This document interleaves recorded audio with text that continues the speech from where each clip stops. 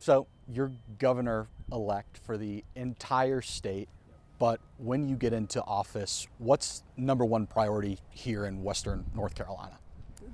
This pile of rubble. We've got to help Western North Carolina get back on its feet. I've been here multiple times. I was just in Lake Lure and Chimney Rock before I came here to Asheville, and there's so many parts of the western part of this state that are struggling. They've been knocked down, they're on their knees, but they are getting up and they're going to get back on their feet. And we as a state and we as the federal government have to be there to help. You've named Mayor Esther Manheimer to your transition team. You just announced the bipartisan Rebuilding Western North Carolina Advisory Committee. You placed a value on not just politicians, but Chef Katie Buttons on that team as well. So why the widespread voices there? Yeah, well, Mayor Manheimer's done a tremendous job dealing with the most adverse of circumstances, and we are all thrilled that potable water is back here in Asheville. I know that the people of Asheville are the most thrilled. I want to make sure that as we do this recovery work, that we do it right. So I put together an advisory committee of folks from Western North Carolina, local elected officials like Esther, but also local business leaders like Katie Button, and not just from Buncombe County, from every affected county. We have state legislators, we have county commissioners, community college leaders, school system superintendents. We wanted to get community volunteers, anybody who has a unique perspective on what we need to do as a state to come back from this devastation. I want to hear from them so that we can have that kind of information to do our jobs as well as we possibly can, because we're going to do everything we can to help the people of Western North Carolina come back. The Buncombe County Tourism Development Authority told our local newspaper we could see a 70% decline in tourism over the last 3 months of this year. What will you do as governor to try and restart an industry that's critical to this region? Yeah, tourism is critical not only to Asheville, but all of Western North Carolina. And for the communities that came back online earlier, I've been promoting them as destinations for people to go to. Yesterday, the first thing I did was I texted Esther and I said, can I tweet to tell people to come back to Asheville?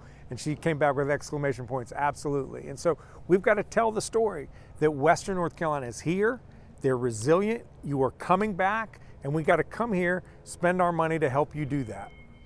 The Governor Cooper's proposed just under $4 billion in state money for critical infrastructure, homes, businesses, schools, and farms damaged during Helene.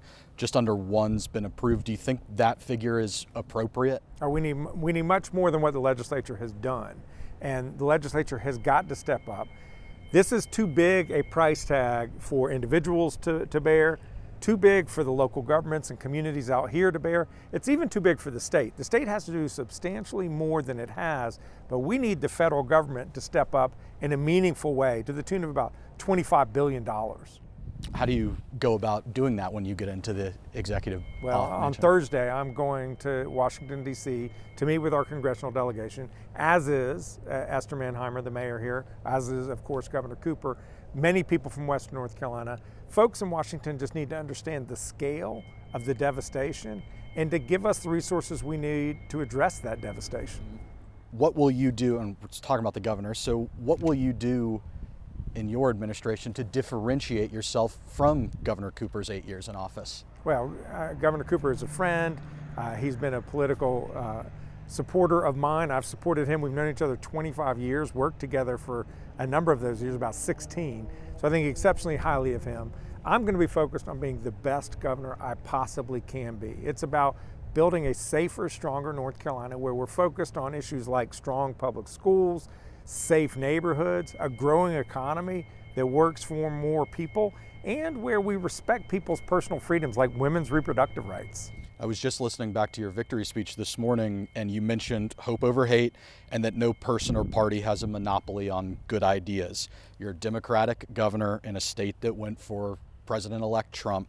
How do you bridge the divide among voters who may have cast your name in their ballot and former President Trump's? Well, it's all about delivering for people. If you're focused on issues that make a difference in people's lives, and the things I talked about, schools, the economy, public safety, personal freedom, these are not issues that are Democratic, they are not issues that are Republican, they are North Carolina issues. And that's what I'm going to be focused on.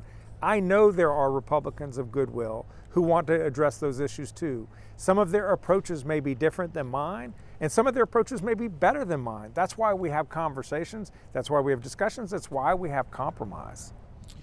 What do the first 100 days of Governor Josh Stein's term look like? Well, my first 100 days are going to be focused on trying to help Western North Carolina get rebuilt. And that means making sure that the state is doing everything it can, the federal government is doing everything it can, and that we are deploying those resources efficiently and effectively. But it's also being focused on the economy as a whole, making sure we do everything we can to get prices down and good jobs to come to North Carolina. We've got to do better by our public school teachers. We've dropped to the bottom of the country in what we invest in our school kids, which is a disastrous long-term economic strategy. We've got to pour into our kids so that they can help grow this wonderful state. You're the first Jewish man elected governor in North Carolina. What significance does that mean to you? Well, I ran for governor to make a difference in the lives of the people of North Carolina, not to make history, but I'm proud. I'm a man of faith. My faith has shaped who I am, what I'm about, why I do what I do. We all have the ability to make a difference and to make this place better than the way we found it, and that's fundamental to who I am. All right, Governor, thank you for the time. I appreciate it.